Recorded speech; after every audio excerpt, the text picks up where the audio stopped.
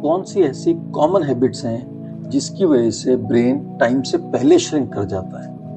पहला, poor sleep. अगर आप लगातार 6 घंटे से कम सोते हैं तो आपकी ब्रेन की वॉल्यूम धीरे धीरे कम हो जाती है। स्लीप में बेसिकली हमारा बीटा एमोइलेट जैसे टॉक्सिन्स हैं वो वॉश आउट होते हैं। तो अगर आप कम सोते हो तो आपकी ब्रेन की वॉल्यूम कम होती है, स्पेशली हिप्पोकैम्पस की और प्रीफ्रंटल कॉर्टेक्स की, जिसकी वजह से आपकी मेमोरी कम हो जाती है, आपकी डिसीजन मेकिंग कम हो जाती है और आपकी डिमेंशिया के चांसेस बढ़ जाते हैं। Second, chronic stress.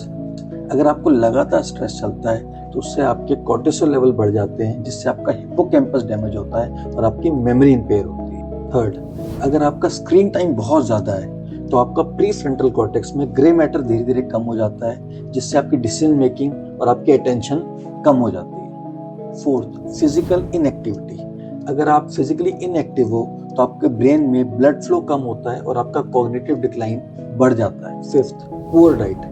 अगर आपकी हाई शुगर डाइट है या प्रोसेस्ड फूड है तो उससे आपकी मेमोरी लॉस ज़्यादा होता है और आपकी कॉग्निटिव डिक्लाइन ज़्यादा होती है। Excess alcohol. अल्कोहल आपका न्यूरोटॉक्सिन है। अगर आप एक्सेस अल्कोहल लेते हैं तो उससे आपका वाइट मैटर डैमेज होता है और आपका ब्रेन श्रिंक करता है। And last but not least, isolation या लैक ऑफ सोशल इंटरेक्शन। अगर आप आइसोलेटेड रहते हैं तो उससे आपका डिप्रेशन बढ़ता है और आपका कॉग्निटिव डिक्लाइन ज़्यादा हो जाता है। So protect your brain. Small habits can make a big difference.